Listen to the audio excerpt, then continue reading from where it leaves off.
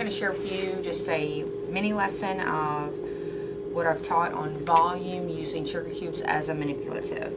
My I can statements for my students for this lesson was: I understand that volume is measured using cubic units to completely fill a solid figure, and I can use formulas to find the volume of rectangular prisms. The I can statements help not only my students but myself stay focused on the standards that are being taught in the lessons within the new Common Core standards. Okay, so starting off, I'm going to use the manipulative sugar cubes. But before that, we define volume. And a lot of times we ask our students what volume is, and they give us the response length times width times height, which is true, but it also is false, because volume is actually the amount that a three-dimensional figure occupies.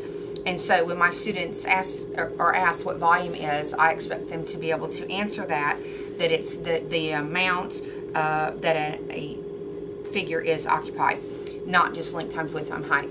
Length times width times height is the formula that we use to find volume, and so I want to make sure that they are clear on that understanding of it. So what I've done is I've borrowed a cereal box from one of my students, and so we used this as a demonstration one day using the manipulative sugar cubes. So here we go. I'm wanting to find out how many sugar cubes will occupy this three-dimensional figure, which is a rectangular prism.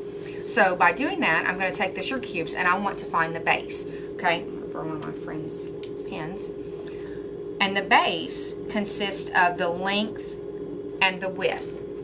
Okay, so I'm going to take my sugar cubes and I'm going to find the base. I'm going to find the length and the width on the bottom.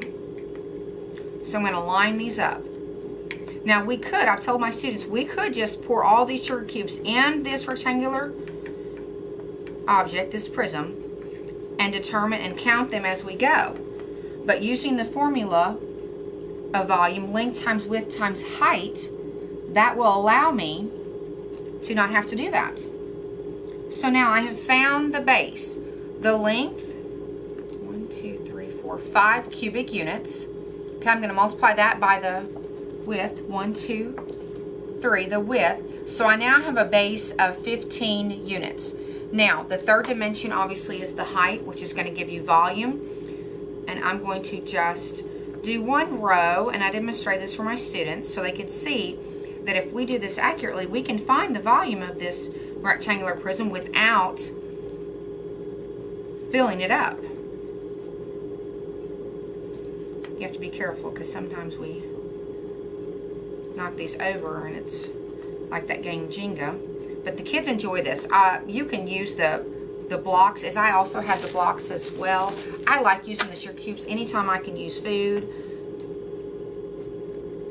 With students, I do. Just like right there. I just about lost it. There we go. Okay, so now 1, 2, 3, 4, 5, 6, 7, 8, 9, 10. Okay, so the length we said was 5. The width we said was 3, and that was our base. Now, we're going to add the height, which is 10. So now I have my length, width, and height. If I multiply those together, that's going to give me the volume for this rectangular prism. So that would be 15 times 10, which is 150. Now, cubic units, okay? And we make it very clear to the students that the volume is measured in cubic due to the fact that you have the three dimensions, the length, the width, and the height. Now, then what we did, obviously in my lesson, is I then put all the sugar cubes in there to fill it up to see if we had an equivalent. 150 cubes are equivalent to the formula that we just found for volume. I found this to be very beneficial for my students. We did other activities. They have their whiteboards with the sugar cubes. They can create their own rectangular prisms and give the volume, partner up with other members in their groups, partner up to double check each other, creating them. And then also another thing that I did was I actually gave them a base and a height and asked them to find the volume for that and to create it on here. So it's just a reverse of what we're doing here. Instead of giving you the cubes, to find the length, width, and height, I actually gave them the base and the height and asked them to create it using the sugar cubes.